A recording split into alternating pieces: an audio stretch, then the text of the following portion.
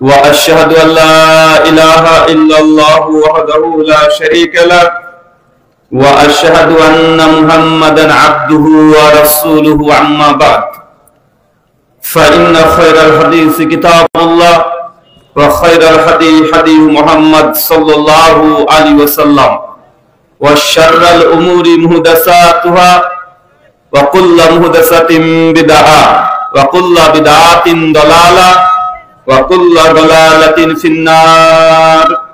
أعوذ بالله السميع العليم من الشيطان الرجيم من همزه ونفخه ونفسه. يا أيها الناس اتقوا ربكم الذي خلقكم من نفس واحدة وخلق منها زوجها وبث منهما رجالا كثيرا ونساء واتقوا الله الذي تساءلون به والأرحام إن الله كان عليكم رقيبا. يا أيها الذين آمنوا اتقوا الله وقولوا قولا سديدا يصلح لكم أعمالكم يغفر لكم ذنوبكم ومن يطع الله ورسوله فقد فاز فوزا عظيما. قال رب اشرح لي صدري ويسر لي أمري واحلل عقدة من لساني يفقهوا قولي ربي زدني علما وزدني فهما. সমস্ত প্রশংসা সেই মহান সত্তা আল্লাহ সুবহানাহু ওয়া তাআলার জন্য, যিনি আমাদের সৃষ্টি করেছেন। শুধু সৃষ্টি করেননি, এই পৃথিবীতে সহস্র কোটি মাখলুকাত সৃষ্টি করার পরেও যিনি আমাদের এই মানব জাতিকে সর্বশ্রেষ্ঠ জাতি, সর্বশ্রেষ্ঠ মাখলুকাত এবং সর্বশ্রেষ্ঠ নবী মুহাম্মদ আরবি সাল্লাল্লাহু আলাইহি ওয়াসাল্লামের উম্মত হিসেবে প্রেরণ করেছেন, সেই মহান সত্তা আল্লাহ সুবহানাহু ওয়া তাআলার সংক্ষিপ্ত শুকরিয়া সুজুদ আদায় করি। তার নিজেরই শেখানো ভাষা দিয়ে সকলে এক বাক্যে পড়ি আলহামদুলিল্লাহ। পচারিয়া পশ্চিম পাড়া জামে মসজিদের উন্নতিকল্প এবং পরিচালনায় আজ প্রথম বার্ষিকী আজিমুশ শান তাফসীরুল কুরআন মাহফিলের এই আয়োজনে যারা সার্বিক দিক দিয়ে সাহায্য এবং সহযোগিতা করেছেন তাদের প্রত্যেকের নাম নেওয়া সম্ভব নয়।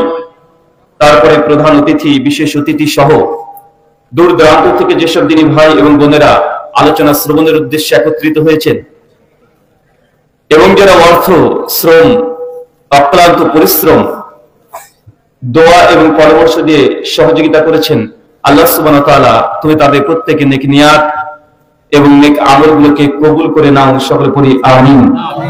মহান সত্তা আল্লাহ সুবহানাহু ওয়া তাআলার কাছে দোয়া, এই প্রার্থনা, আল্লাহ সুবহানাহু ওয়া তাআলা আমরা মানুষ, আমরা কম বেশি ছোট বড় ভুল, ত্রুটি বিচ্যুতি, গুনাহ, পাপ, অন্যায় করে থাকি। আজকের এই আলোচনা সভার ওসিলায় আমাদের পেছনের ছোট ছোট গুনাহগুলোকে তুমি ক্ষমা করে দাও, সকলে পড়ি আমিন। সম্মানিত সুধী, বাদ মাগরিব থেকেই বিভিন্ন আলোচক তারা পবিত্র কোরআনুল কারীম এবং হাদিসে মুবারাকা থেকে অনেক গুরুত্বপূর্ণ আলোচনা পেশ করেছেন। আজকের এই আলোচনা সভার অন্তিম লগ্নে আপনাদের সামনে উপস্থিত হয়েছি একটি নির্দিষ্ট বিষয়ের উপরে কথা বলার উদ্দেশ্যে। আজকে যে বিষয়ে গুরুত্বপূর্ণ আলোচনা হবে, আলোচ্য বিষয় ইবাদত কবুলের শর্ত। কি বললাম বলেন তো? আমরা মুসলিম হিসেবে কম বেশি প্রত্যেকে ইবাদত করি, কেউ একটু বেশি কেউ কম, করি কি করি না? গোটা বিশ্ব জগতে যতগুলো ধর্ম আছে প্রায় ৪,৫০০ ধর্ম আছে। টাইমস অফ ইন্ডিয়া 2015 সালে পত্রিকা ইংরেজি ভাষায় 13 অক্টোবর পৃষ্ঠা নম্বর 19-এ ডান দিকের শেষে তার একটা আর্টিকেল ছাপিয়ে বলছে যে গোটা বিশ্ব জগতে ধর্মের সংখ্যা প্রায় ৪,৫০০। কতগুলো? আর এই ৪,৫০০ ধর্মের মধ্যে সবচেয়ে যে ধর্মের অনুসারী সংখ্যার দিক থেকে সবচেয়ে বেশি, সে ধর্মটির নাম কি? খ্রিস্ট ধর্মের অনুসারী, যারা গোটা বিশ্ব জগতে প্রায় 220 কোটি আছে। কত কোটি? 220 কোটি। আর পৃথিবীর দ্বিতীয় বৃহত্তর ধর্মের নাম হচ্ছে আমরা মুসলিম তথা ইসলাম ধর্মের অনুসারী। গোটা বিশ্ব জগতে लगभग প্রায় 170 থেকে 180 কোটি আমরা মুসলিমরা আছি। পৃথিবীর তৃতীয় বৃহত্তর ধর্মের নাম হচ্ছে হিন্দুইজম তথা সনাতন ধর্ম। গোটা বিশ্ব জগতে তারা ছড়িয়ে ছিটিয়ে আছে প্রায় 140 কোটি। তার মানে বুঝতে পারলাম যে পৃথিবীতে মেজর যে রিলিজিয়ন, বড় বড় যে ধর্মগুলো, তামুদ ইসলাম কত নম্বরে আছে? 2 নম্বরে। 3 নম্বরে এখনই আমরা আছি কয় নম্বরে? দ্বিতীয় তথা 2 নম্বরে। তারপরে এটা সত্য এবং বাস্তব কথা, গোটা বিশ্ব জগতে ধর্মের কারণে যারা মার খায়, যারা সে ধর্মের কারণে মার খায়, তারা পৃথিবীর অন্য কোন ধর্মের অনুসারী না, তারা একমাত্র মুসলমান যারা ধর্মের কারণে মার খায়। কখনো দেখবেন না কোন খ্রিস্টানরা ধর্মের কারণে মার খেয়েছে, কোন হিন্দুকে দেখবেন না তারা ধর্মের কারণে মার খায়। আল্লাহ নবী ইসলাম আবি দাউদ কিতাবুল ফিতান হাদিস নাম্বার 4299, বিখ্যাত একটা হাদিস। আজ থেকে 1500 বছর আগে তিনি বলে গেছেন। আমরা আসলে আল্লাহ নবীর কথাগুলোকে স্বাভাবিক মানুষের কথা মনে করি, এই জন্য আমরা এই কথাগুলোকে ততটা গুরুত্ব দিই না। আপনি কবি কাজী নজরুল ইসলামের প্রেমিক, মনে রাখবেন তিনি একজন কবি ছিলেন। আর আমরা যাদের কথা বলি তিনি নবী, তিনি কবি না, তিনি নবী। তিনি যে কথাগুলো বলেন ডাইরেক্ট এই গোটা সৃষ্টি জগৎকে যিনি রচনা করেছেন, এই মহাবিশ্বের স্রষ্টা আল্লাহ সুবহানাহু ওয়া তাআলা, তিনি যে কথাগুলো বলতেন তিনি শুধুমাত্র সেইগুলো বলতেন। তাই তার কথা অনেক উঁচু, কিন্তু মানুষ সেগুলো বোঝার চেষ্টাই করে না। ওয়ামা ইয়ানতিকু আনিল হাওয়া ইন হুয়া ইল্লা ওয়াহয়ুহা। আমার নবী তোমাকে যে কথাগুলো বলছে নিজের তরফ থেকে কোনো কথা বলে না। আমি আল্লাহ সেইগুলো তাকে বলি, যা রেভেলেশন করি, যা ওহী করি, যা বার্তা মেসেজ দিই, আমার নবী সেগুলোকে কেবলমাত্র প্রকাশ করে। সূরা নাজম সূরা 53 আয়াত 3 এবং 4। সম্মানিত সুধী, আজকের আলোচ্য বিষয় ইবাদত কবুলের শর্ত। তার পূর্বে গোটা বিশ্ব জগতের মুসলিমদের প্রেক্ষাপট, তাদের কি অবস্থা একবার আপনাকে আয়নার মতো দেখা উচিত। কারণ আমরা মুসলমান সর্বদা সর্বক্ষেত্রে আমরা নিজেরা নিজেদেরকে নিয়ে ব্যস্ত থাকি। সুনানে আবু দাউদ কিতাবুল ফিতান হাদিস নাম্বার 4299, আল্লাহ নবী বলেছেন অচিরে আমার উম্মতের উপরে গোটা বিশ্ব জগতের বেধর্মীরা এমন ভাবে ঝাঁপিয়ে পড়বে, যেমন একটা ক্ষুধার্ত কোন প্রাণী খাবার দেখলে যেগুলো ঝাঁপিয়ে পড়ে, ঠিক ওইভাবে আমার উম্মত উপরে ঝাঁপিয়ে পড়বে। সে সময় এসেছে মনে হচ্ছে। গোটা বিশ্ব একদিকে আর মুসলমান তারা একদিকে। আজকে মুসলমানের পক্ষে কে আছে? কাউকে দেখতে পাচ্ছেন গোটা বিশ্ব জগতে? দীর্ঘদিন ধরে ফিলিস্তিন মুসলিমদের উপর নির্যাতন হচ্ছে। গোটা বিশ্বের মুসলিম অমুসলিম সংখ্যা গরিষ্ঠ রাষ্ট্রগুলো তার স্তব্ধ, তারা কোনো কথা বলতেও চায় না, বলতে অনেকে ভয় পায়। আছে না নয়? কথা বলেন। আল্লাহ নবীর ভবিষ্যৎবাণী, মনে রাখবেন তিনি নবী ছিলেন, তার কথাগুলো আর সাধারণ মানুষের কথা অনেক পার্থক্য আছে। অ্যালবার্ট আইনস্টাইন তিনি সায়েন্সের ব্যাপারে বিশেষজ্ঞ গবেষক। তিনি যদি সায়েন্সের ব্যাপারে কোনো কথা বলেন তার মধ্যে ভুল হওয়ার সম্ভাবনা আছে না নাই? অবশ্যই আছে। সায়েন্স সবসময় পরিবর্তনশীল। সায়েন্স কাজই করে প্রথমে অবজার্ভ করবে, প্রথমে একটা জিনিস দেখবে, তারপর সেটাকে নিয়ে রিসার্চ করবে, তারপর সেটাকে একটা হাইপোথিসিস দাঁড় করাবে, তারপরে একটা সমাধান আসবে। তো সায়েন্সের মধ্যে অনেক কিছু মত পরিবর্তন তারাও করেছে। স্যার আইজাক নিউটন বিজ্ঞান জগতে অনেক বড় একটা নাম, কিন্তু অ্যালবার্ট আইনস্টাইন তিনি যখন আসলেন থিওরি অফ রিলেটিভিটি বই লিখলেন, আইজাক নিউটনের কমপক্ষে 70% গবেষণাকে ভুল প্রমাণ করেছেন কি করেন নাই? কথা বলেন। কিন্তু মুহাম্মদ রাসূলুল্লাহ সাল্লাল্লাহু আলাইহি সাল্লাম তিনি যে কথাগুলো বলেছেন লক্ষাধিক হাদিস তার হাদিসের গ্রন্থের মধ্যে মজুদ আছে। কোরআনের মধ্যে ৬,২৩৬ খানা আয়াত আছে। কোন মানুষ যদি চেষ্টা করে, মানুষ কি কোন জিন শয়তানকে যদি সহযোগী নাই, তারপরেও কোরআন বা হাদিসের একটা কোনো কথাকে ভুল প্রমাণ করা সম্ভব? আজ পর্যন্ত কেউ করেছে? যারাই করতে গেছে তারা উল্টে মুখ থুবড়ে পড়ে, তারা যদি নিরপেক্ষ দৃষ্টিভঙ্গির মানুষ হয়ে থাকে, ফ্রি থিঙ্কার হয়ে থাকে, তারা ইসলামের ছায়া করে কালেমায়ে শাহাদাত পাঠ করে আবার তারা মুসলিম হয়ে গেছে। নাম জানেন না? আজ থেকে 20 বছর আগে, সময়টা বেশি হয়ে গেছে, পবিত্র কোরআনের ভুল ধরেছিল। যেমন কোন ব্যক্তি না, আমার মতো হুজুর না, এই হুজুরের মতো হুজুর না, একদম আরবি ভাষায় পণ্ডিত। নাম কি? উইলিয়াম ক্যাম্বেল, আমেরিকার বাসী, মাতৃভাষা তার আরবি। আমি আপনি আরবি ভাষা বুঝি বা কতটুকু, তার মাতৃভাষা আরবি। সে পবিত্র কোরআনকে দীর্ঘ 25 বছর ধরে তিনি গবেষণা করেছেন। কারণ তিনি কোরআনে দেখেছেন জালিকাল কিতাব, এই কিতাবের মধ্যে কোনো সন্দেহ, কোনো ডাউট নেই। আর সে ধর্ম হচ্ছে কট্টরপন্থী একজন খ্রিস্টান, কট্টরপন্থী খ্রিস্টান। উইলিয়াম ক্যাম্বেল গবেষণা করেছে কোরআনকে নিয়ে। তিনি ভূবিদ্যা নিয়ে, অ্যাস্ট্রোলজি, অ্যাস্ট্রোনমি, ফিজিক্স, কেমিস্ট্রি সবগুলো ঘাটাঘাটি করে কোরআন মাজিদের 22 খানা বৈজ্ঞানিক ভুল পেয়েছে। এই মর্মে একটা বই রচনা করেছিল 1992 খ্রিস্টাব্দে। কত খ্রিস্টাব্দে? 1992। সেই সময় চ্যালেঞ্জ করেছিল গোটা বিশ্ব জগতের মানুষকে যে কোরআনের মধ্যে আমি বৈজ্ঞানিক ভুল পেয়েছি, সায়েন্টিফিক এরর। কমপক্ষে 22খানা বড় বড় মোটা লাগে, আর ছোটখাটো আরো অনেকগুলো ভুল তিনি ধরেছেন যে তার দাবি। গোটা বিশ্ব জগৎ স্তব্ধ ছিল। ডাক্তার জাকির নায়েকের নাম মনে পড়ে? মনে পড়ে না? যে ডাক্তার জাকির নায়েক আজকে বাংলাদেশের পরিবর্তন হওয়ার পরে ডাক্তার জাকির নায়েক আসতে পারেনি। এবার যদি না পারে কবে পারবে? গোটা বিশ্ব জগতের মুসলমান হৃদয়ের চাইতে যাকে ভালোবাসে, বর্তমান প্রজন্মের কোন মাযহাব বলেন, দল বলেন, সবার ঊর্ধ্বে মুসলিম হলেন তাকে অন্তর দিয়ে ভালোবাসে। তার নাম কি? কথা বলেন। একটা জাকির নায়েক। আমার কিছু সমালোচক থাকবে, আমার কিছু হেদায়েত থাকবে। শামীম ভাই, লিঙ্কন ভাই নামে আমি চিনি, শামীম ভাই পরে নাম জেনেছি, আপনাদের প্রধান অতিথি। ওনার সঙ্গে আমার অনেকদিন মানে পুরাতন সম্পর্ক। ডাক্তার জাকির নায়েকের সঙ্গে যখন মালয়েশিয়াতে সাক্ষাৎ করেছিলাম, দেখবেন আমার সঙ্গে ওনার ছবি আছে পাশে, একসঙ্গে ছিলাম, দেখেছেন না? উনি আমি একসঙ্গে মালয়েশিয়াতে দীর্ঘ 9 থেকে 10 দিন সফরে ছিলাম। আলহামদুলিল্লাহ, অনেক আগে থেকে 2017 থেকে তার সঙ্গে সম্পর্ক। দেন ফার্স্ট বাংলাদেশে আসি। আপনাকে আমি এতটুকু বলতে চাই, যদি কারোর মধ্যে দিন থাকে, কি থাকে? দিন থাকে, আল্লাহর ভয় থাকে, তার দ্বারা কখনো উম্মার ক্ষতি হতে পারে না।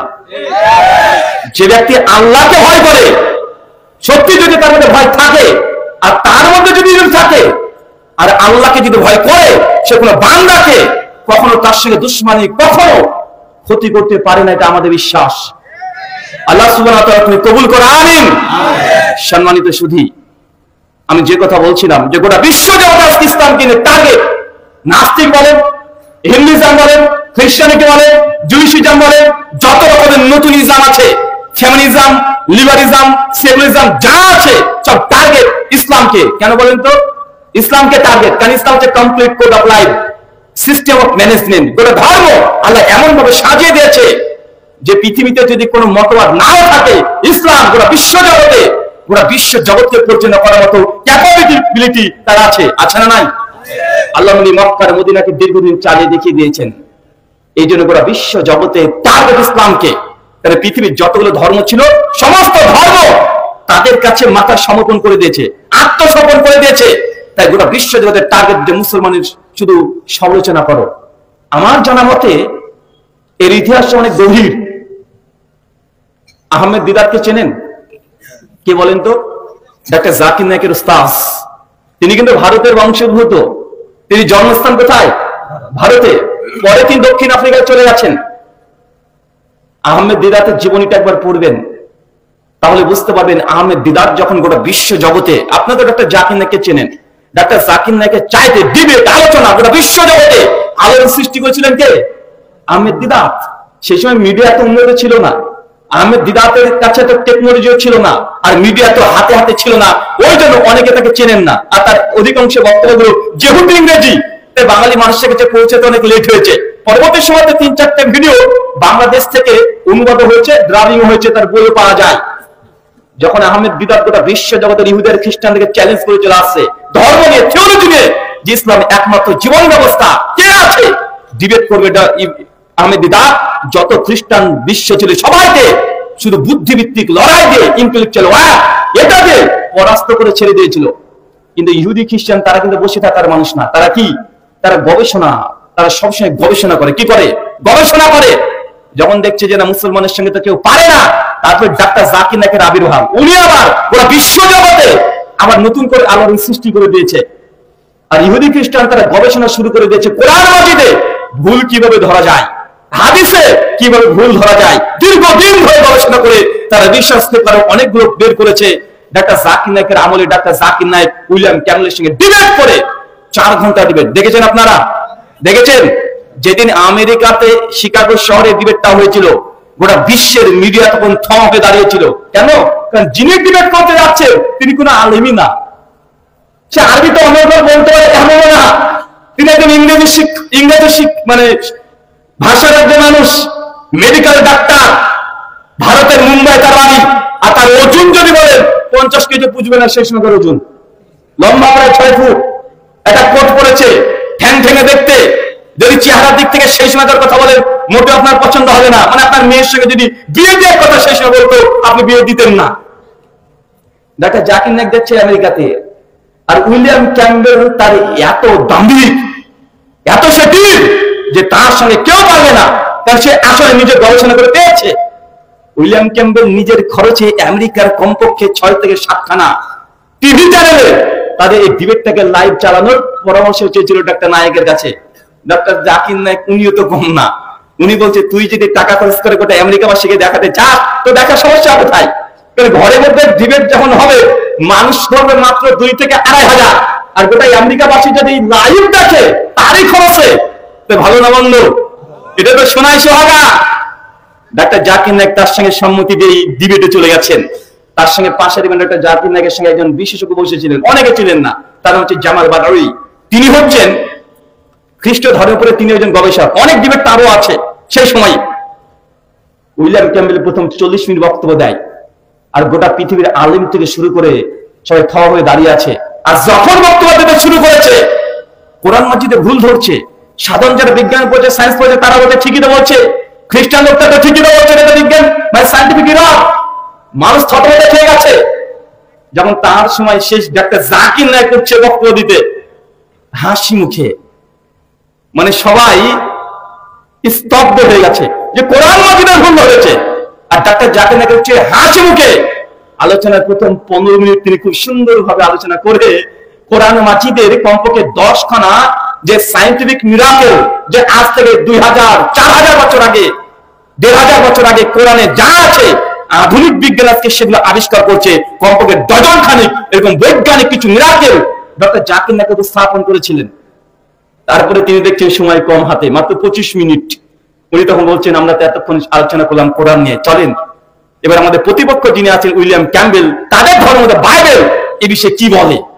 এই যে শুরু করলেন 25 মিনিট অস্ত্র, 25 মিনিটের মধ্যে বাইবেল থেকে 38খানা বৈজ্ঞানিক ভুল বের করে গোটা বিশ্বের মানুষের সামনে রেখে দিলেন। ডক্টর জাকির নায়েকের বিরুদ্ধে যতগুলো কোরআন মাজিদের বৈজ্ঞানিক ভুলের ব্যাপারে অভিযোগ করেছে ডক্টর জাকির নায়েক সবগুলোকে খণ্ডন করে গোটা বিশ্ব জগৎকে দেখিয়ে দিয়েছে কোরআন মাজিদে কোনো ভুল নাই। আজ পর্যন্ত কত নাস্তিক তারাও বলছে কোরআনে ভুল আছে। তো যখন যারা ডিবেট করতে পারে, ডিবেটের সামনে আসলে তাদের অবস্থাগুলো দেখতে পান। আপনার বাংলাদেশে ছিল না একজন, নাম কি, ওই যে আশা, আমাদের আয়েশার বিবাহের বয়স নিয়ে অনেকগুলো অভিযোগ করেছিল না? এই তো গত বছর, তার আগের বছর তার সঙ্গে আমাদের ডিবেট হয়েছে প্রায় 3 ঘন্টা, 21খানা প্রশ্ন করেছি। 21খানা প্রশ্ন সবগুলো মায়ের দুধ মনে করে হজম করে রেখে দিয়েছে। আমি এই জন্যই বলেছি আগে থেকেই, ইসলাম এর যে দ্বীনুল হক, সত্য ধর্ম, যে এখানে আসবে সে বেঁচে যাবে, আর যে দূরে থাকবে তার কি অবস্থা হবে? ধূলিকণার মতো উড়িয়ে যাবে। আল্লাহ সুবহানাহু ওয়া তাআলা আমাদের বোঝার তৌফিক দান করে, আমিন। আল্লাহ নবী বলছেন যে আমার উম্মতকে চতুর্দিক থেকে বেদরবিরা ঝাঁপিয়ে পড়বে। আজকে গোটা বিশ্বের সমস্ত শক্তি আজকে ইসলাম মুসলমানের বিরুদ্ধে তারা আঙ্গুল তুলছে কি তুলছে না? কে লিখবেন ভাই? ও আচ্ছা, সম্মানিত সুধী আসছেন, জায়গা করে দেন। আপনার পাশে, হ্যাঁ এখানে বসে দেন। জি,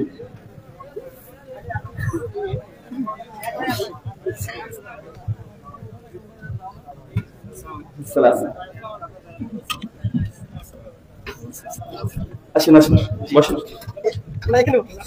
আসেন আসেন।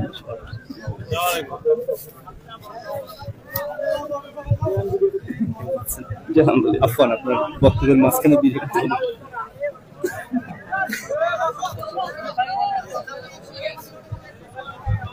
শোনেন, লিংকন ভাই আলোচনা করবেন, উনি কিন্তু জুমার খুতবা দেয়, জানেন তো নাকি? সে জুমার খুতবা না, এরকম মঞ্চে আমি ছেড়ে চলে যায়, তা গোটা মঞ্চকে কাঁপিয়ে রাখতে পারবে কি পারবে না? আর যারা চিনে না তারা ভাববে যে প্রধান বক্তা বেশ ভালোই আলোচনা করছে, কিন্তু এলাকার মানুষ তাই আপনি গুরুত্ব দিচ্ছেন না, অনেকে আছে, তাই না ভাইজান? কিন্তু মাশাআল্লাহ তিনি অনেক চমৎকার কোরআনুল কারীম এবং হাদিস মুবারক থেকে আলোচনা করে। আলোচনা শুনবো তো ইনশাআল্লাহ, আরো জোরে ইনশাআল্লাহ। কথা কে বলছে এটা গুরুত্বপূর্ণ নয়, কার কথা বলছে এটাই গুরুত্বপূর্ণ। কথা যখন কেউ বলে যেটা সেটা কোরআনের কথা হয়, হাদিসের কথা হয়, যদি সেটা হিন্দু পণ্ডিত এসেও যদি মঞ্চে বলে যায়, আমরা মানবো কি মানবো না? অবশ্যই আমরা মানবো। যদি কোনো হিন্দু পণ্ডিত এসে বলে যে মদ খাওয়া হারাম, তাই কি আমি কি অস্বীকার করে দেবো? লোকটা হিন্দু, ওই জন্য তার কথা মানবো না? এটা হতে পারে চাচা? না, তার কথা মেনে নেব কেন? উনি কোরআনের কথা বলেছে, উনি রাসূলের কথা বলেছে, আমরা মানব ইনশাআল্লাহ। আল্লাহ সুবহানাহু ওয়া তাআলা বুঝার তৌফিক দান করে, আমিন। সম্মানিত সুধী, সুনানে আবু দাউদ কিতাবুল ফিতান হাদিস নম্বর 4299, ওই যে সাহাবা রাদিয়াল্লাহু আনহুর হাদিস, যে আল্লাহ নবী বলছেন গোটা বিশ্ব জগতে মুসলমানকে চতুর্দিক থেকে একদম ক্ষুধার্ত বা প্রাণী যেমন ঝাঁপিয়ে পড়ে, ওইভাবে মুসলমানের উপরে ঝাঁপিয়ে পড়বে। আজকে পড়েছে কি পড়ে নাই? পড়েছে কি পড়ে নাই? ভালো করে ইতিহাস ঘেটে রাখেন। যে জায়গাতে, যে মাটিতে আপনি বসবাস করছেন, এটা হচ্ছে বাংলাদেশ। এটা 47 পূর্বে বাংলাদেশ ছিল না, এটা ভারত, বাংলাদেশ, ভারত, বাংলাদেশ, পাকিস্তান, আফগানিস্তান, ভুটানের কিছু অংশ, সবগুলো নিয়ে একটা ভারতবর্ষ আমরা ছিলাম। ছিলাম কি ছিলাম না? কথা বলেন। আর এই ভারতবর্ষে ইসলাম আজকে আসেনি, ভারতবর্ষে ইসলাম তো অনেক আগে চলে এসেছে। কিন্তু আমাদের কিছু পীর বাবারা তারা মানে ক্রেডিট নেওয়ার জন্য বলে যে বাংলাদেশে প্রথম ইসলাম নিয়ে এসেছে। কারা বলেন? বলেন তো ভাইজান, পীর সাহেবরা। কিন্তু ডাইরেক্ট ডেটাটা 100% এটা মিথ্যা কথা। আপনাদের এই যে পাশে লালমনিরহাট আছে না, ওদের কুড়িগ্রাম রামদাস মৌজা, ওই মৌজাতে মাজেদের আড়া একটা গ্রাম আছে না, মাজেদের আড়া চেনেন? মাজেদের আড়া এখন গুগলে সার্চ করেন। 1987 খ্রিস্টাব্দে যখন বাঁশ বাগান যেমন পরিষ্কার করে ছাপ করছিল, সেই সময় ওইখান থেকে একটা পুরাতন মসজিদ পাওয়া গেছে, মসজিদ পাওয়া গিয়েছে। মসজিদে লেখা আছে 91 হিজরি। কত হিজরি? 91, 91 হিজরি। চিন্তা করতে পারছেন? 91 হিজরি, 91 হিজরি মানে আল্লাহ নবী ওফাত হয়েছে 10 হিজরি। সাহাবীরা তখন জীবিত ছিলেন। সর্বশেষ সাহাবীর নাম হচ্ছে আবু তুফাইল, 110 হিজরিতে মৃত্যুবরণ করেছেন। আর তার পূর্বে বাংলাদেশে যদি মসজিদ যদি প্রতিষ্ঠিত হয়ে যায়, তার মানে বুঝতে পারছেন বাংলাদেশে ইসলাম কত দিন আগে এসেছে। সাহাবীদের পিরিয়ডে এই বাংলার ভূমিতে, আমরা বাংলাতে কথা বলি, এই বাংলার ভূমিতে অলরেডি ইসলাম চলে এসেছে। এটা কি চারটেখানে মনে করলেন নাকি? বাঙালিদের আবেগ, ধর্মপ্রাণ প্রথম থেকেই, তার সত্যকে গ্রহণ করতে কখনো পিছু পা হয় না। আর এদিকে ইসলাম আসার কারণও আছে, কারণ পাশে ব্রহ্মপুত্র নদী আছে না নাই? কারণ আরবরা আগে থেকেই বাংলাদেশে আসতো। নবী যখন নবী না, তার আগে বাংলাদেশে আরবরা ব্যবসা করতে আসতো। কি হচ্ছে? ব্যবসা করতে। সহিহ-বুখারী 5715, 18, 22 তিনখানা কমপক্ষে হাদিস আছে, নবীর জবান থেকে বের হয়েছে। আল্লাহর নবী বলছেন, একজন সাহাবী বলছে, ইয়া রাসূলুল্লাহ, আমার পায়ে জখম হয়েছে, খুব ব্যথা। আল্লাহ নবী বলছেন, তুমি ভারতের, ভারত বলতে তখন কি বাংলাদেশের অন্তর্ভুক্ত, কথা বুঝতে পারছেন? বাংলাদেশের অন্তর্ভুক্ত, পাকিস্তানের অন্তর্ভুক্ত। ওই যে হিন্দের, আর হিন্দ, হিন্দ মানে কি? ভারত, বাংলাদেশ, পাকিস্তান সবগুলো। ওই আর হিন্দের চন্দন কাঠ ব্যবহার করো, এই চন্দন কাঠের 7খানা রোগে প্রতিষেধক। তো আমার নবীর জবান থেকে আমাদের ভূখণ্ডের নামে এসেছে, গেছে না? কথা বলেন। তা আল্লাহ নবী সেই সময়তে তারাও জানতো যে আরবরা আগে থেকেই আপনাদের বাংলাদেশ, বিশেষ করে ওই যে চট্টগ্রাম অনেক বন্দর আছে না, আগে মানুষ ব্যবসা করতে কিসে আসতো? প্লেনে আসতো না, তার জলপথে আসতো তারা। আমাদের মুম্বাই, মাদ্রাজ, আপনাদের চট্টগ্রাম, যেমন তারা সিংহল মানে শ্রীলঙ্কা, চীনে যেত ব্যবসা করতে। আর আবি ওয়াকাস মানে সাদ বিন আবি ওয়াকাসের পিতা, তিনি চীনে যেতেন ব্যবসার সূত্রে। আর সেই সময়তে চট্টগ্রামে তাদেরকে নামতে হতো। কেন? কারণ এত লম্বা পথ, তারা দীর্ঘক্ষণ সফর করতে পারবে না। নতুন করে খাবার নিতে হতো, নতুন করে বস্ত্র, মানে এখানে রেস্টের জন্য বাংলাদেশে থামতো। চট্টগ্রামে যেখানে যেখানে নদী, ওই সব জায়গাতে দেখবেন পুরাতন মসজিদ সবচেয়ে বেশি আছে। কেন? কারণ যখনই মুসলমানরা এসেছে, কিছুদিন থেকেছে, 1 মাস, 2 মাস, 3 মাস, একটা মসজিদ নির্মাণ করেছে। তো বাংলার ভূমি, আলহামদুলিল্লাহ, সাহাবীদের যুগ থেকে এই বাংলার ভূমিতে মসজিদ পাওয়া মানে এটা আমাদের সৌভাগ্যের ব্যাপার। সৌভাগ্যের ব্যাপার কি ব্যাপার নয়? আর এমনি তো মানে প্রচুর পরিমাণে এসেছে। 712 খ্রিস্টাব্দে মোহাম্মদ বিন কাসেম যখন সিন্ধ, বর্তমান পাকিস্তান, করাচি থেকে 50 কিলোমিটার দেবল বন্দরে ওইখানে এসেছিলেন। আর আমাদের বাংলাতে প্রচুর পরিমাণে মুসলমান হচ্ছে ইখতিয়ারউদ্দিন মোহাম্মদ বখতিয়ার খিলজি আমলে 1204 খ্রিস্টাব্দে, 1202 তিনি আসেন, 1204, 5, 6 এই অঞ্চলগুলোতে মুসলমানরা তখন কি করেছিল? ক্ষমতা এবং পাশাপাশি ইসলাম ধর্মের প্রচার হচ্ছে ওই সময়তে। তো আমরা মুসলমান এই জমিনে আজকে নয়, আল্লাহ নবীর জামানা থেকে আমরা আছি, আলহামদুলিল্লাহ। এটা আমাদের গর্ব, এটা অহংকার যে না, অন্ততপক্ষে আমরা হক গ্রহণ করতে বেশি পিছু পা হয়নি।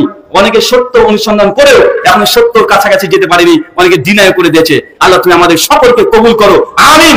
সম্মানিত সুধী, আলোচ্য বিষয় ইবাদত কবুলের শর্ত। চাচা বলেন তো ইবাদত কাকে বলে? বলেন, আমি খুব লম্বা আলোচনা করবো না। বলেন ইবাদত কাকে বলে? আমরা সকলে একটা এক সবাই জানি যে আল্লাহ আমাদের কোরআনে বলছে সূরা জারিয়াত নম্বর 51 আয়াত 56, ওয়া মা খালাকতু জিন্না ওয়া ইনসা ইল্লা লিয়াবুদুন। ওয়া মা হচ্ছে নাফিস সেগা, অবশ্যই না, আমি আল্লাহ না, কখনোই না মানুষকে সৃষ্টি করতাম না, জিনকে করতাম না। আল্লাহ বলছে মানুষ জিনকে আমি সৃষ্টি করতাম না। এরপর তিনি ইল্লা দিয়ে কালামে হাসর তাগিদ দিচ্ছে, দিয়ে বলছে লিয়াবুদুন, কেন করেছি? শুধুমাত্র কেবলমাত্র আমার ইবাদতের জন্য। কিসের জন্য কথা বলেন? আল্লাহ কেন তৈরি করছে আমাদেরকে? ইবাদত করার জন্য। ইবাদত তো আরবি ভাষা, এই ইবাদতের বাংলা মানে কি কে বলতে পারবেন? বলেন তো একজন। জি, কি বললেন? দাসত্ব করা। আর কে বলবেন? মাশাআল্লাহ, আব্দুল থেকে আসছে। তার মানে ইবাদত মানে গোলামি করা, দাসত্ব করা। দাস কৃতদাস মানে বোঝেন? যখন আপনি কারো কৃতদাস, তখন আপনার নিজের কোনো ইচ্ছা চলবে না, আপনার মালিক যা বলবে তাই করতে হবে, ইচ্ছা মতো যা করবেন এই অধিকার এখতিয়ার আপনার কাছে কেড়ে নেওয়া হয়। আপনি যখন নিজেকে মুসলমান দাবি করছেন, সেই সময় আপনি একজন আল্লাহর গোলাম, নিজের ইচ্ছা মতো কোনো কিছু করা যায় না। মুসলমান পায়ের ধাপটাও নিজের ইচ্ছে মতো ফেলতে পারে না, প্রমাণ দেখবেন। আচ্ছা, মসজিদে যখন প্রবেশ করেন কোন পাকে ঢোকে? বের হওয়ার সময়। আচ্ছা, বাথরুম ঘরে উল্টে গেল না? তাহলে আমি ইচ্ছে করলে আপনি মসজিদে বাম পা দিয়ে ঢুকবেন, করতে পারবেন? কথা বলে, কারণ আপনি মুসলমান। পৃথিবীর অন্য ধর্মে এই নিয়ম কানুন গুলো পারেন না। ইসলামের ছোট্ট ছোট্ট পর্যন্ত নিয়ম কানুন আছে, এটা কমপ্লিট কোড অফ লাইফ। এই জন্য আল্লাহ সুবহানাহু ওয়া তাআলা বলেছেন আল ইয়াউমা আকমালতু লাকুম দীনাকুম, আমি দ্বীন ইসলামকে মুকাম্মাল, পরিপূর্ণ, সম্পূর্ণ করে দিয়েছি। ওয়া আকমালতু আলাইকুম নিয়ামতি, এই দ্বীনের মধ্যে যত নিয়ামত দরকার, যত ভালো জিনিস দরকার, কল্যাণকর জিনিস দরকার, সবগুলো দিয়ে ইসলামকে পূর্ণ করেছি। তাই পা যে কোন ধাপ আগে ফেলবেন, এটা আপনি নিজের ইচ্ছা মতো ফেলতে পারবেন না, কারণ আপনি একজন গোলাম। আপনি কি কথা বলেন? আপনি একজন গোলাম, আপনি নিজের ইচ্ছা মতো পা ফেলতে পারবেন না। আমি এই কথা মাঝে মধ্যে বলি, পা ফেলতে ভুলের কথা, আপনার হাগু জেবেছে, মানে পটি জেবেছে, নিজের ইচ্ছা মতো পটি করতে পারবেন না। এটা হচ্ছে ইসলাম। একটা 5 স্টার হোটেলে গিয়েছেন, যান, সমস্যা নেই, হালাল খাবার হলে খেতে পারেন, ইসলাম নাজায়েজ বলেনি। টয়লেটে গিয়েছেন, দেখছেন কিবলার দিকে তার মুখ অথবা পেছন আছে, বলেন তো এই 5 স্টার হোটেল হোক, এই বাথরুমে এই পায়খানা আপনি ইউজ করতে পারবেন এখন? কেন? কিবলার দিকে মুখ পেছন থাকলে জায়েজ, কথা বলেন।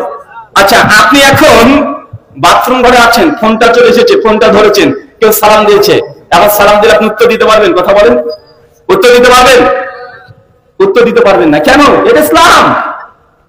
আচ্ছা, আপনি বাথরুম ঘরে ঢুকছেন, ঢোকার সময় দোয়া আছে না নাই? বের হওয়ার সময় দোয়া আছে না নাই?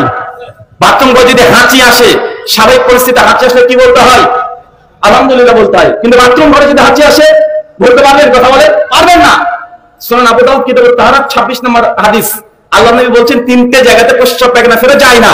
এক, যে জলাশয়ের পানি মানুষ ব্যবহার করে, অনেক দেখবেন গ্রামগঞ্জে আছে যে পুকুর আছে, ঘাট আছে, নদী আছে, ওখানকার পানি মানুষ ব্যবহার করে, কেউ দেখার জন্য থালা বাসন মাজছে, কেউ গোসল করেছে, আছে না নাই? কথা বলে। আল্লাহ নবী বলছেন এই পানির মধ্যে প্রস্রাব পায়খানা এগুলো করা যাবে না, নিষেধ। মানে প্রস্রাব পায়খানা করবে, তাও কোরআন মাজিদে হাদিসে নবী বলে গেছেন। আপনি চিন্তা করতে পারছেন?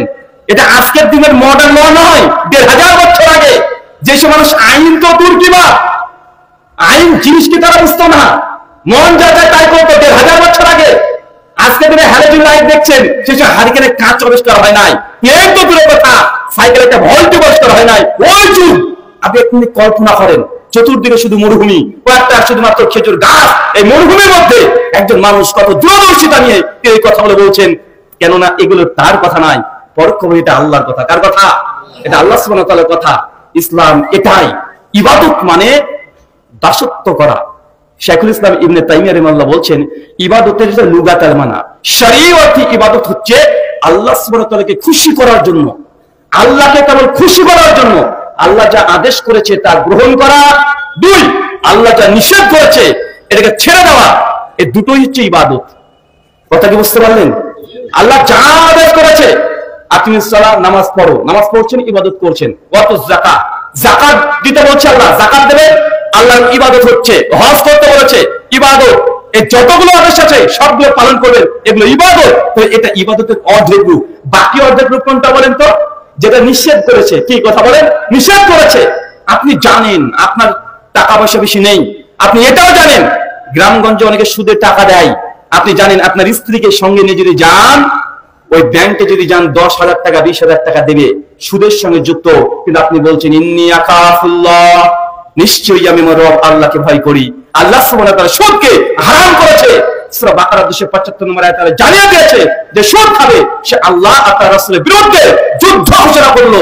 আপনি যদি বলেন ইন্নী আখাফুল্লাহ, আমি আমার রব আল্লাহকে ভয় করি, না খেয়ে মরে যাব, তারপরে সুদযুক্ত অর্থনীতির মধ্যে যাব না, এটা দূরে আছেন, বলেন তো এটা ইবাদত কি ইবাদত নয়?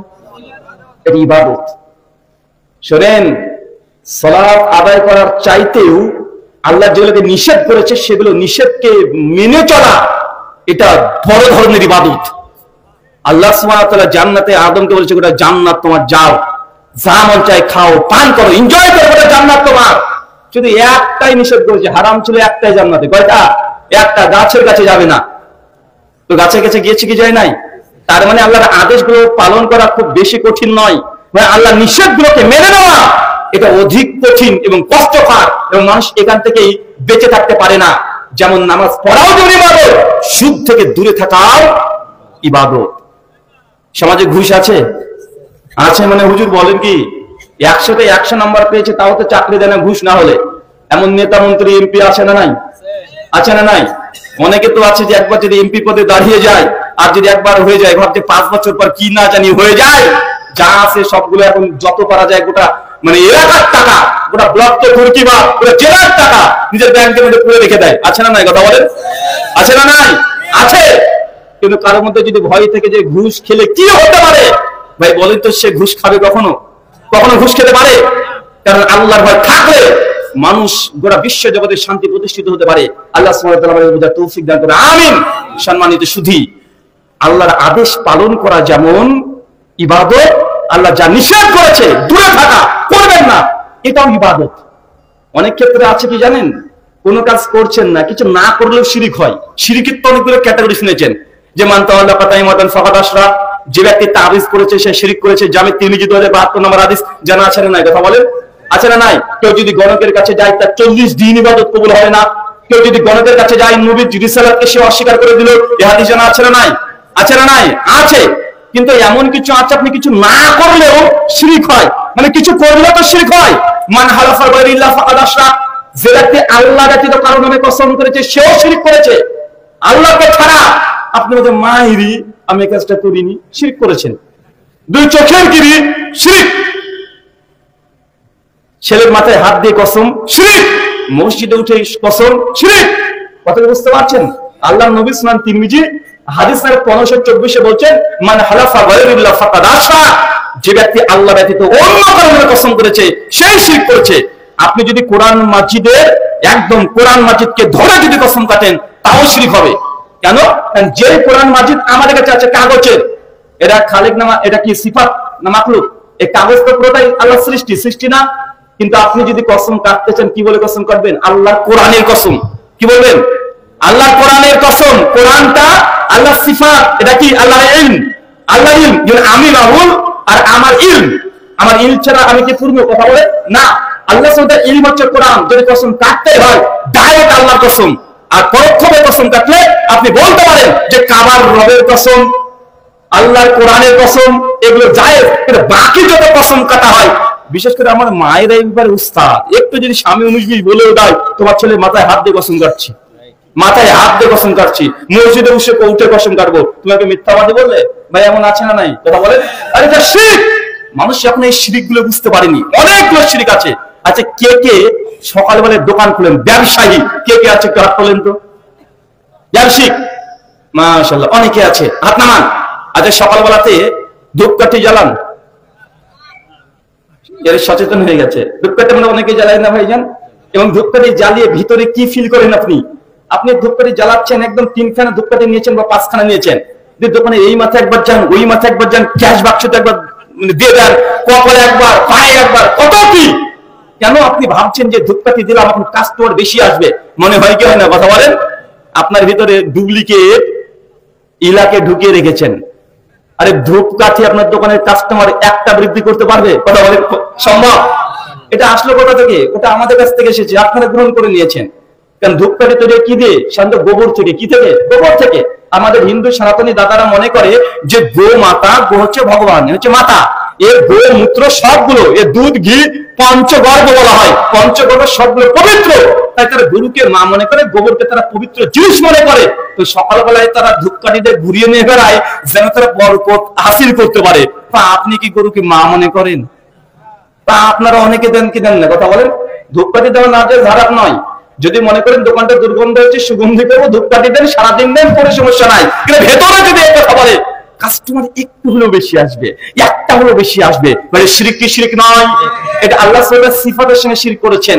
আল্লাহ যারা তিনি যে রিজিক দাতা, রিজিক দিতে পারেন, আপনি মনে করছেন না না এই ধূপকাঠি একটু একটু পারে, এটা হচ্ছে কি হচ্ছে না, কথা বলেন।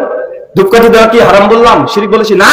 ভেতরে কি আছে আপনার, শিরক এখানে নির্ভর করে। এগুলো কিছু করে শিরক, না করে শিরক হয়, দেখবেন না করে কিছুই করেনি শিরক হবে। সুনান ইবনে মাজাহ কিতাবুস সালাত 854 নম্বর হাদিস, আল্লাহ নবী বলছেন, মান তারাকা সালাতা মুতাম্মাদান ফাকাদ আশরাকা, যে ব্যক্তি ইচ্ছাকৃত নামাজকে ত্যাগ করে দিল, ওই ব্যক্তিও শিরক করলো। মানে নামাজ যে পড়ে না, এটা কি, কথা বলেন, এটা কি? এটাও শিরক। মানে নামাজ পড়েননি আর তাবিজ তো ঝুলিয়েছেন, কিছু করে শিরক করলেন, কসম তো কেটেছেন, কিছু একটা করে কর্ম করে তাদের শিরকের এটা আপনার ভেতরে এসেছে, অর্জন করেছেন, শিরক করলেন, অথচ নামাজ পড়ছেন না, এটা শিরক কি শিরক নয়? এটাও শিরক। সম্মানিত সুধী, আলোচ্য বিষয় ইবাদত কবুলের শর্ত আপনাকে প্রথমে জেনে নিতে হবে। ইবাদত দুই ক্যাটাগরির, এক আল্লাহ যা আদেশ করেছে মেনে নেওয়া, এটা ইবাদত। আল্লাহ যা বর্জন করতে বলেছে, ছেড়ে দিতে বলেছে, ছেড়ে দিবেন, এটাও ইবাদত। দ্বিতীয় একটা পয়েন্ট মনে রাখেন চাচা, এই কথাটা আপনাকে বলছি, ভালো করে বুঝে নেন। ইবাদত করলেই যে আল্লাহ কবুল করে নিবে না। আজকে আপনারা অনেকেই দান করেছেন, 1 টাকা থেকে 5 লক্ষ 6 লক্ষ টাকা দান করেছেন, আর দান করলেন মানে আল্লাহ যে কবুল করে নিল নিশ্চিত না, বরং দান করে অনেক মানুষ জাহান্নামে যাবে।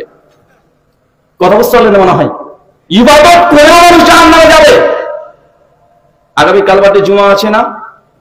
জুমার দিন ইমাম সাহেব দেখবেন একটা সূরা পড়ে, সেই সূরাটার নাম হচ্ছে সূরাতুল গাশিয়া, সূরা নম্বর 88 আয়াত নম্বর 2, 3, 4। আল্লাহ বলছেন আমিলাতুন নাসিবা, এক শ্রেণীর ইবাদত গুজার বান্দা আছে যারা ইবাদত করে করে ক্লান্ত হয়ে গেছে। এত ইবাদত করেছে, ইবাদত করে করে ক্লান্ত হয়ে গেছে। আচ্ছা, আমরা কি ইবাদত করে ক্লান্ত হই? আমরা তো ফাঁকিবাজ। ইমাম সাহেব যদি জামাতে নামাজ পড়ে, একটু যদি বড় কিরাত ধরে, আমাদের ভেতরটা আনচানি ধরে যায়, কখন শেষ করবে, আর মনে মনে ইমামকে গালও দেন, এই ইমাম সাহেব আপনার নাই কাজ নাই, আমি দোকানদার মানুষ, এত লম্বা নামাজ পড়াবেন কেন? ও ভেতর থেকে রাগ করে, এমন আছে না? নাই? আরে আছে। ইমাম যদি সিজদা থেকে একটু বেশিক্ষণ তাসবিহ পাঠ করে, মুসল্লি ভাবছে কি ব্যাপার, ইমাম উঠে না কেন, ইমামকে হার্ট অ্যাটাক করলো নাকি, মোর টেনশনে আছে, মরে গেল নাকি, না ঘুমিয়ে গেল, মানে টেনশনে। যখন দেখছে না অনেকক্ষণ হয়ে গেল তো উঠে না, পেছন থেকে মুরব্বী আমাদের হুজুর আছে, চাচা আছে, ওরা ঠ্যাক নেয়নি, মানে ইমামকে যেতে বেলা হয়েছে, এতক্ষণে কি আছে, বেমন আসে না নাই, কথা বলে। যারা তো ইবাদতে অলস্যতা করবে, তার তো ওয়াইল নামক জাহান্নামে যাবে।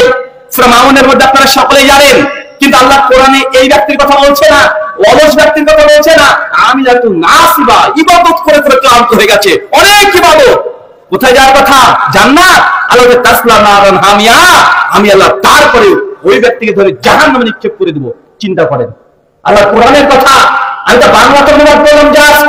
আল্লাহ হচ্ছে ইবাদত করে করে ক্লান্ত হয়ে গেছে, তারপরে ব্যক্তিকে ধরে আল্লাহ জাহান্নামে নিক্ষেপ করবো, মানে ইবাদত করে মানুষকে জাহান্নামে যেতে হবে, এটা নিশ্চিত জেনে রাখেন। তাই ইবাদত করলেন মানে আল্লাহ কবুল করে নিয়েছে, এই কনসেপ্ট ভেতর থেকে বাদ দিয়ে দেন, নচেত ইবাদত আপনাকে জাহান্নামে নিয়ে চলে যেতে পারে। মিশকাত হাদিস না 212, সুনান ইবনে মাজাহ হাদিস না 228, সনদ সহিহ। শেখ আলবানী, শেখ শুআইব আর নয়, দুজনই সহিহ বলেছেন। আল্লাহ নবী বলেছেন কিয়ামতের মাঠে 3 শ্রেণীর মানুষকে আল্লাহ প্রথম তুলবেন, তার মধ্যে একজন দানবীর, মানে আমরা। কারা? কথা বলেন, দানবীর। আল্লাহ প্রশ্ন করে ডাইরেক্ট কিয়ামতের ময়দানে, তোকে দুনিয়াতে অনেক টাকা দিয়েছিলাম, কি করেছিলি? ও গর্ব করে বলবে, আল্লাহ তুমি যেমন আমাকে টাকা পয়সা দিয়েছিলে, ধন দৌলত দিয়েছিলে, আমি মানুষকে দান করতে করতে আমি নিজে নিঃস্ব হয়ে গেছি, আমার সমস্ত টাকা মানুষকে আমি দিয়ে দিয়েছি। আল্লাহ বলবেন আনতা কাযাবতা, তুই মিথ্যা কথা বলছিস, তুই তো আমাকে খুশি করার জন্য দান করিসনি, আর তুই তো দান করেছিলিস। মানুষ তোকে দানবীর বলবে, এটা শোনার জন্য। দেখ দুনিয়াতে তোর নামে সবকিছু আছে, তোর নামে মসজিদ, তোর নামে মাদ্রাসা। আপনাদের মধ্যে অনেককে দেখা যায়, আপনি 500 টাকা দিয়েছেন হুজুরের হাতে, আর আমি আপনার জন্য দান করিনি, সরি মাইকে অ্যানাউন্সমেন্ট করিনি, আর আপনি ভাবছেন যে কি রে আমার নামটা বললো না, টাকাটা লস হয়ে গেল। মানে টাকা যে দান করেছেন আমি বলিনি, আপনি শান্তি পাচ্ছেন না, আপনার তৃপ্তি পাচ্ছে না, মনে হচ্ছে মানে আর 2 মিনিট পরে দিলে হতো, উঠে সময় বলবো না, মানে ভিতরে শান্তি পাচ্ছেন না, এমন আছে না? কথা বলে যতক্ষণ নাম না ঘোষণা করা হচ্ছে ভিতরে প্রশান্তি আপনার কাজ করে না। মানুষ ইবাদত করার পরে কোথায় যাবে? কথা বলে জাহান্নামে। আল্লাহ বলছেন আনতা কাসাবতা, তুই দান তো ঠিকই করেছিস, তুই মিথ্যা কথা বলছিস, তুই দান করেছিস, মানুষ তোকে দান দিয়ে বলবে এটা শোনার জন্য। ফেরেশতা একে ধরে জাহান্নামে নিক্ষেপ করো। সমস্যা বিকৃত ফেরেশতা এসে তাকে টেনে হিসেবে নিয়ে গিয়ে জাহান্নামে উল্টো করে ফেলে দিচ্ছে। চাচা বলেন তো কাকে জাহান্নামে ফেলা হচ্ছে?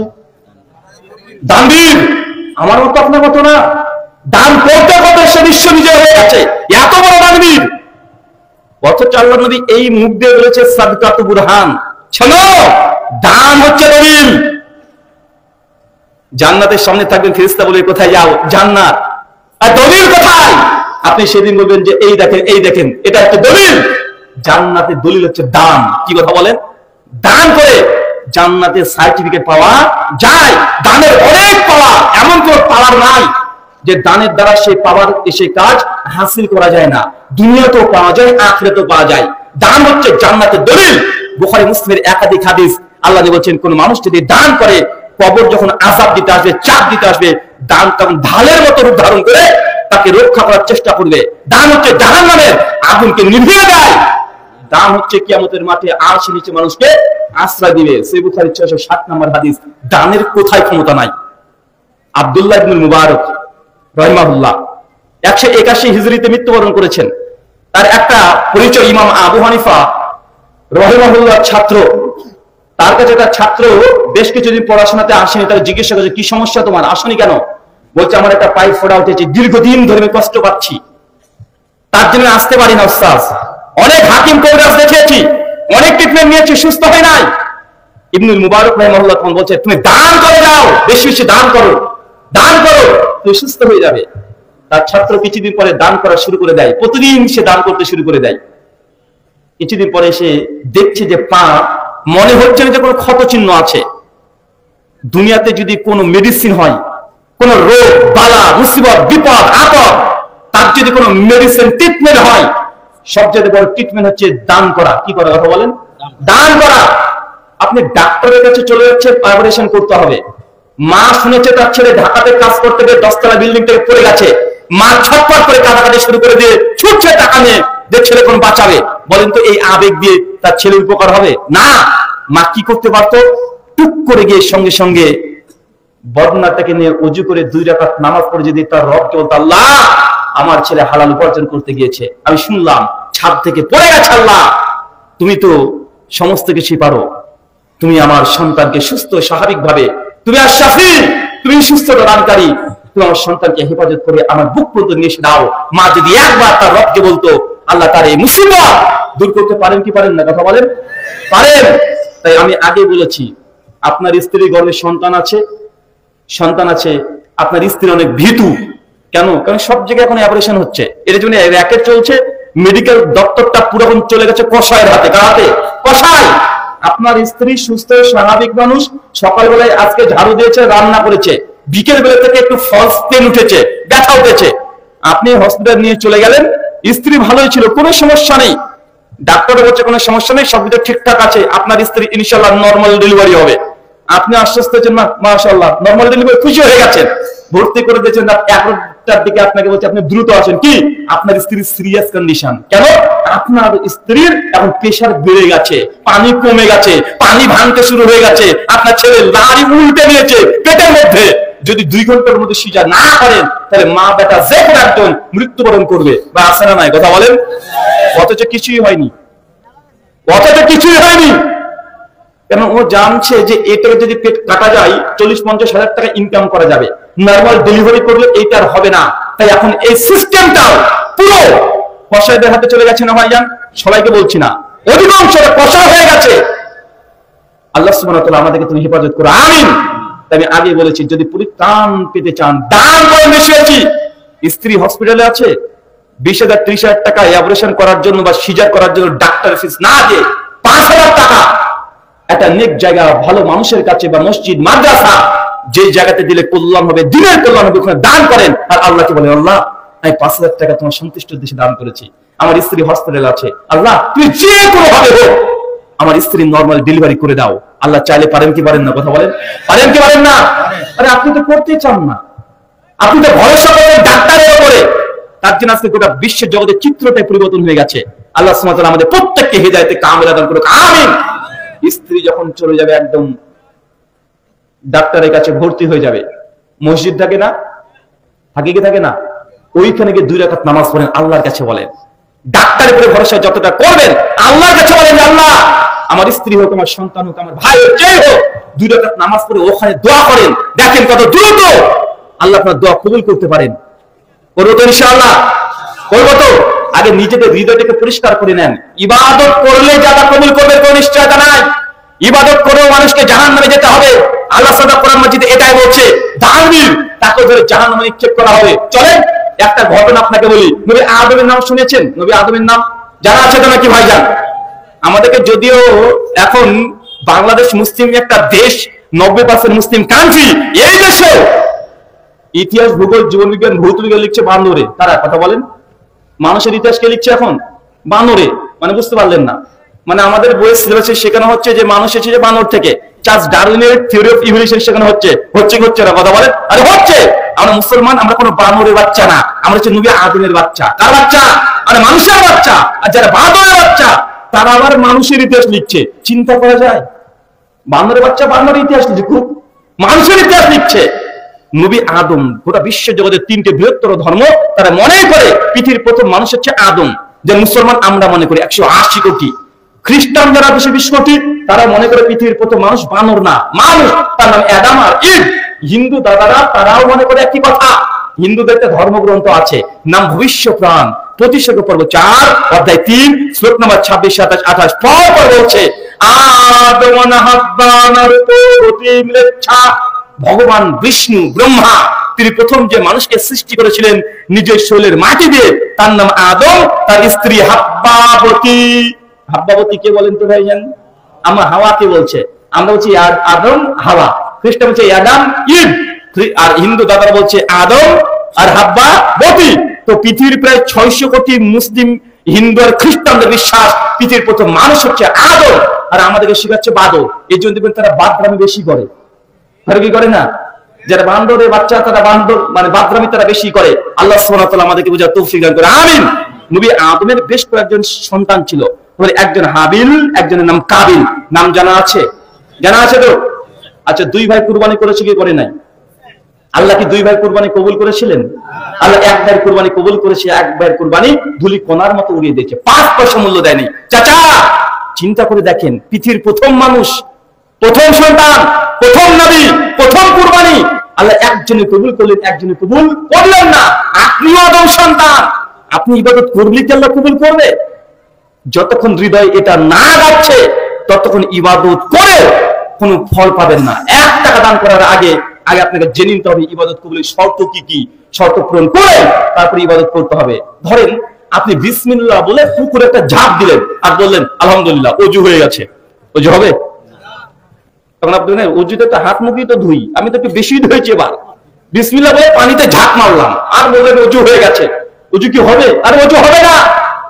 আপনি যদি মনে করেন যে আমি ওইভাবে ওযু করে 1 কোটি রাকাত নামাজ পড়বো, বা আল্লাহ আপনার নামাজ কবুল করবে? নামাজ কবুল করবে না, কারণ যার ওযু নেই তার নামাজ নেই। তাই যে কোনো ইবাদত করার পূর্বে শর্ত আছে, সার্বিক ইবাদতের আগে কিছু শর্ত আছে। চলে ছোট্ট ছোট পয়েন্ট বলবো, আলোচনা শেষ, সেই পয়েন্টগুলো মনে রাখেন। 1, ইবাদত করার পূর্বে বিশুদ্ধ ঈমান থাকা জরুরি। কি থাকা? ঈমান। ঈমান মানে আপনাদের পাড়ার ওই ঈমান বিশ্বাস আছে ও না। ঈমান মানে কি? আমানতু বিল্লাহি ওয়া মালাইকাতিহি পড়েননি বারবার? এই ঈমান রাখাটা বাধ্যতামূলক। সহিহ বুখারী 450 নম্বর হাদিস, আল্লাহ বলছেন কেউ যদি দুনিয়াতে একটা মসজিদ নির্মাণ করে দেয়, বাইতুল ফিল জান্নাহ, তার জন্য জান্নাতে একটা ঘর দেওয়া হবে। কি দেওয়া হবে? ঘর দেওয়া হবে। কি তৈরি করলে? একটা মসজিদ তৈরি করলে। যদি হিটলার যদি 1 কোটি যদি মসজিদ তৈরি করে দেয়, ডোনাল্ড ট্রাম্প, কোন মুসলিম যদি 1 কোটি মসজিদ তৈরি করে দেয়, জান্নাতে ঘর পাবে? ঘর তো দূর কি বাত, ও একটা বদনা পাবে। কেন রে ভাই? আরে ও যে কাজ করেছে আমি তো একই কাজ করব, তাই না? আমি একটা মসজিদ তৈরি করবো, জান্নাতে ঘর পাবো, আলহামদুলিল্লাহ। কিন্তু একই কাজ যদি কোনো অমুসলিম করে, সে জান্নাতে ঘরটা দূরে কথা, পায়খানা ঘরটাও জুটবে না তার। যদিও পায়খানাতে পায়খানা বা জান্নাতে পায়খানা দরকার হয় না, তারপরে পাবে না। এখন পার্থক্য কি? তার ইবাদত কবুল হচ্ছে না, আমার হচ্ছে। পার্থক্য কোথায় বলেন তো? ইমান নাই। কি নাই? ইমান। এই প্রাচীন নাই। তাই ইমান দিন কোন ইবাদত কবুল হবে না। ইমান বলতে কি? আল্লাহকে বিশ্বাস। অনেকে মনে করে ইমান মানে আল্লাহকে বিশ্বাস। আরে আল্লাহকে বিশ্বাস করলে কি আপনার ইমান কমপ্লিট হয়ে গেল?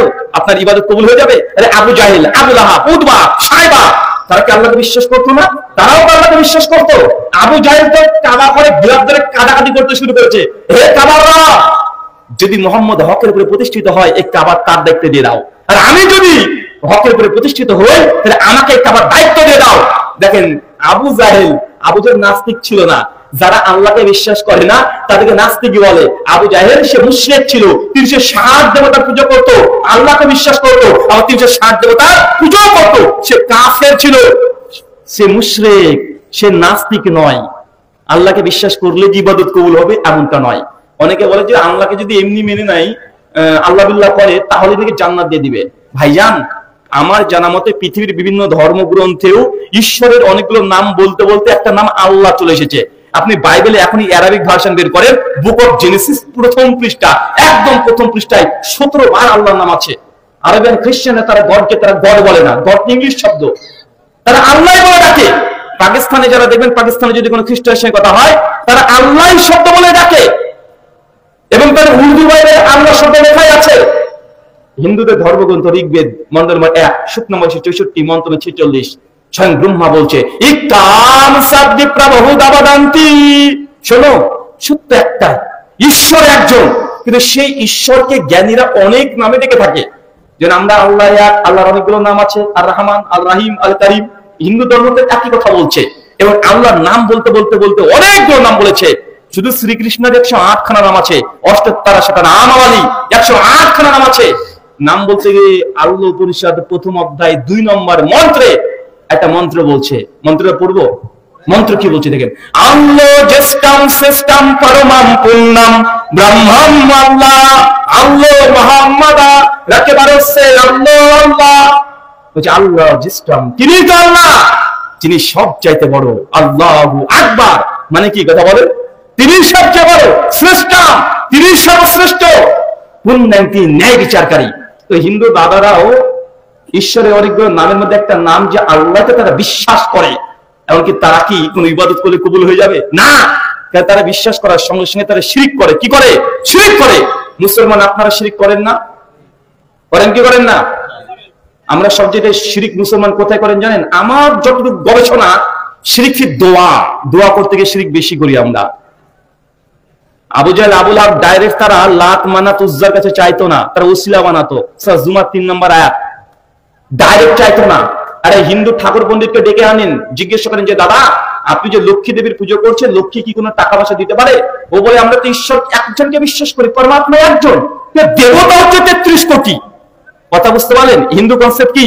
ঈশ্বর, ভগবান, পরমাত্মা, আত্মা, দেবতা, সবগুলোর পার্থক্য আছে। যিনি গড মানে সবচেয়ে বড় গড, তাকে তার পরমাত্মা বলে। কি বলে? পরমাত্মা বলে, পরম ব্রহ্ম বলে। আর লক্ষ্মী, দুর্গা, কালী, সরস্বতী এ হচ্ছে দেবতা। এই দেবতাকে কখনোই তারা পরম ব্রহ্ম মানে ওরা বিশ্বাস করে না। তাদেরকে জিজ্ঞাসা করলে বলবেন যে আমি লক্ষ্মী দেবীর পুজো করছি, মা লক্ষ্মী যদি সন্তুষ্ট হয়ে যায় তাহলে পরম ব্রহ্ম আমাদের অর্থ দিবে, টাকা পয়সা দিবে। তার জন্য তারা এই দেবতার পুজো করছে। আমরা মুসলমানরা কি করি? কবরে গিয়েছেন, বাবাকে ধরেছেন উসিলা। কথা বুঝতে পারলেন মনে হয়? হিন্দু দাদারা মাঝখানে উসিলাকে ধরেছে, বিভিন্ন দেব দেবতাকে ধরেছে। তারা মনে করে তাদের ক্ষমতা আছে, তারা যদি খুশি হয়ে যায়, সন্তুষ্ট হয়ে যায়, তাহলে তাদের ঈশ্বর মেন গডকে গিয়ে বলবে, আর মেন গড সঙ্গে সঙ্গে দিয়ে দিবে। এটা হিন্দু দাদাদের বিশ্বাস, তাদের আকিরা। খ্রিস্টানদেরকে দেখবেন আপনাদের এই অঞ্চলে, বিশেষ করে কুড়িগ্রাম অঞ্চলে অনেক বেশি খ্রিস্টান আছে না? নাই?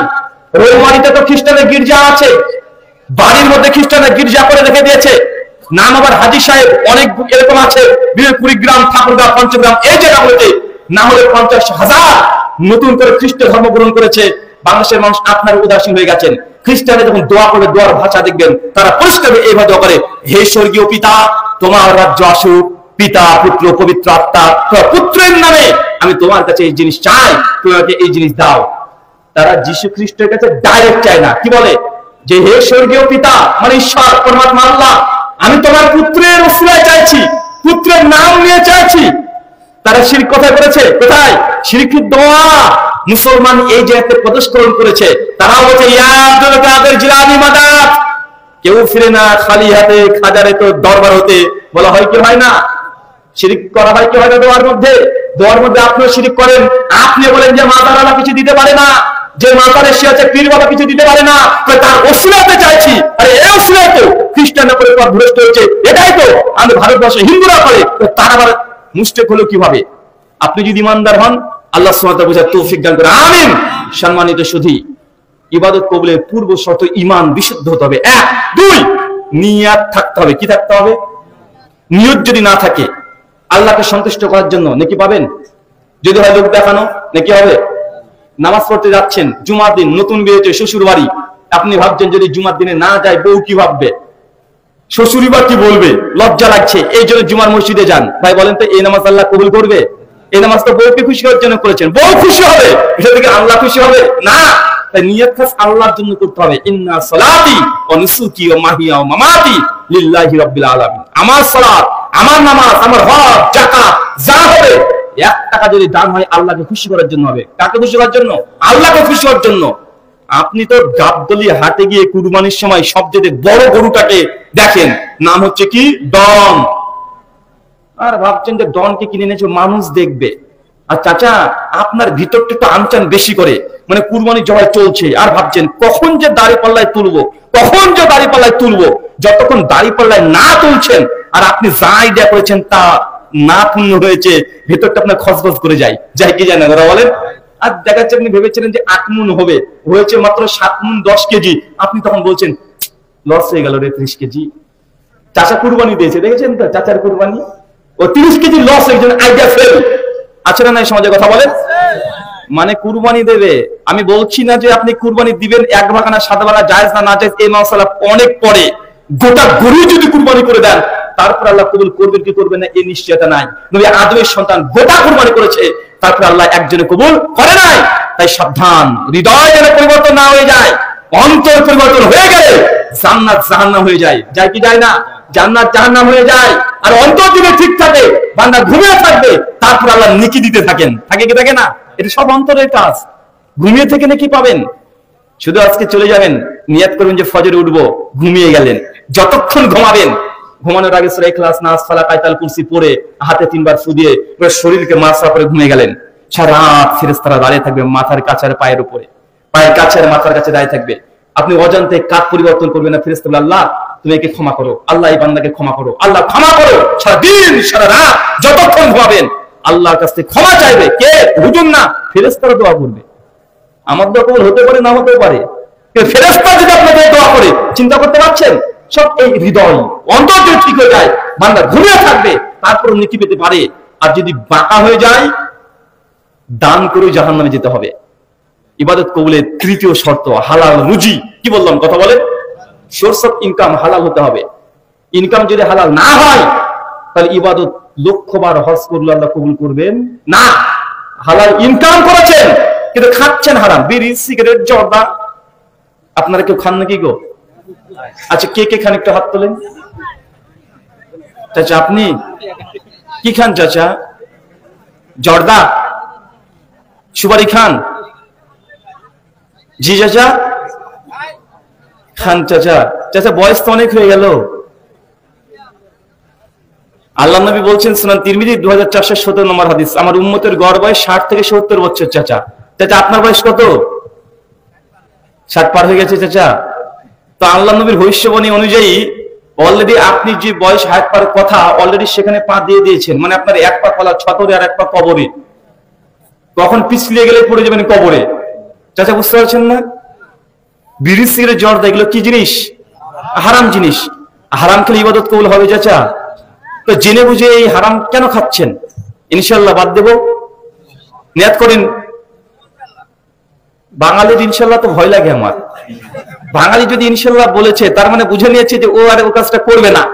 বাঙালি মনে করে যে কাজটা করবো সে ইনশাআল্লাহ কেন বলবো। মানে আপনি আমার কাছে 50 টাকা পান, এসে বলছে রাহুল ভাই 50 টাকা আপনি ধার নিয়েছেন না? হ্যাঁ ভাই নিয়েছি। তো দেন, তো আমি যদি বলি ইনশাআল্লাহ দেবো, তার মানে ও পক্ষ বুঝে নিয়েছে বেটা দেবে না। আর আমি যদি দেবো তো ইনশাআল্লাহ বলবো কেন, আমি তো দিয়েই দিব। চাচা এরকম ইনশাআল্লাহ না তো। আমাদের আব্দুল হামিদ ফয়সাল মাদানী হাফেজাহুল্লাহ তিনি বলছেন বাঙালির ইনশাআল্লাহ মানে দিব না রে শালা, তুই যা ইচ্ছা তাই করে নিস। তো এরকম চাচা যেন না হয়। আল্লাহ সুবহানাহু কোরআন মাজিদ সূরা মাইদা 90 নম্বর আয়াতে বলছে ইয়া আইয়ুহাল্লাযিনা আমানু ইন্নামাল খামরু মাইসির, নিশ্চয় মদ ও জুয়া এই দুটো হচ্ছে শয়তানের কাজ। কার কাজ? শয়তানের কাজ। এটা হারাম। আপনি বিড়ি সিগারেট জর্দা যাই খান বা পান করেন এটা সম্পূর্ণ হারাম। সুনান ইবনে মাজাহ 3376 নম্বর হাদিস নবী বলেছেন যে জিনিসকে আল্লাহ খাওয়া হারাম করেছে তার ব্যবসাও হারাম, তার বিজনেস হারাম। অনেক ভাই হুজুর যদি বিড়ি সিগারেট দোকানে না রাখি তাহলে তো আমার ইনকাম হবে না। ভাইজান রিজিকের মালিক আপনি নয়, ওটা 50,000 বছর আগে একদম ফিক্সড হয়ে গেছে। মিশকাত হাদিস 5300 মিডিল অংশ আল্লাহ নবী বলেন মৃত্যু এবং রিজিক দুটো ফিক্সড। একজন মানুষ তার প্রাপ্ত রিজিক যতক্ষণ না পাবে ততক্ষণ সে কবরে যাবে না, মৃত্যু হবে না। তুমি সবর করো, ধৈর্য ধারণ করো, তুমি রিজিক যেটা দেওয়া আছে ওটাই পাবে। যদি তাড়াহুড়া করো হারাম পথে চলে গেলে, সবর করো, তুমি ধৈর্য ধরলে তুমি হালাল পথে টাকাটা পাবে। বিড়ির জর্দা আজকে বন্ধ করে দেন, দেখবেন অচিরে কোন দিক থেকে এই হালাল ইনকাম আল্লাহ দিয়ে দিবে আপনি নিজে বুঝতে পারবেন না। সবর করেন, আল্লাহ সুবহানাহু ওয়া তাআলা বুঝা তৌফিক দান করে। আমিন। ইবাদত কবুলের তৃতীয় শর্ত হালাল ইনকাম, হালাল জিনিস খাওয়া। ইনকাম শুধু হালাল হলে হবে না, হালাল খেতে হবে। অনেকের ইনকাম হালাল কিছু খাচ্ছে হারাম, আছে না নাই? ইবাদত কবুল হবে? ইবাদত কবুলের 4 নম্বর শর্ত, যে কোনো ইবাদত যখন করবেন সুন্নতি তরিকায় হতে হবে। নবী করেছে কিনা এটা দেখতে হবে। কে কি বলেছে, কে হুজুর কি দিয়েছে, কে ওজিফা দিয়েছে, কার জিকির কার তরিকা আছে কার তরিকা নেই, কোনো কিছু না। শুধু দেখতে হবে নবী করেছে কিনা, নবীর সাহাবীরা করেছে কিনা, বা মুসলিম উম্মাহর ইজমা দ্বারা প্রমাণিত কিনা। এরকম কিছু ক্রাইটেরিয়া দেখে আপনাকে ইবাদত করতে হবে সুন্নতি তরিকায়। 5, ইবাদত যখন করবেন বিদআত মুক্ত অবস্থায় হতে হবে। কি মুক্ত অবস্থায়? কথা বলেন, কি মুক্ত অবস্থায়? বিদআত মুক্ত অবস্থায়। ইবাদত 6 নম্বর শর্ত শিরক মুক্ত অবস্থায় হতে হবে। কি করতে হবে? শিরক মুক্ত অবস্থায়। কয়টা শর্ত পেয়েছেন? কয়টা পেয়েছেন? আচ্ছা, একজন চট করে দাঁড়িয়ে ছিল 6টা শর্তে হেডলাইনটা বলেন, বক্তব্য নাই। তার এই 6টা যদি পয়েন্ট বলতে পারে আমি বিশ্বাস করি গোটা বক্তব্য আপনার মাথাতে মেমোরি কার্ডের মধ্যে মুখস্থ হয়ে যাবে। বিয়ে করেছো? বিয়ে হয়েছে? তোমাকে বলছি বিয়ে করনি? করনি? এত টেনশনে পড়ে গেল কি ব্যাপার? এক নম্বর কি বললে? মাশাআল্লাহ, ঈমান।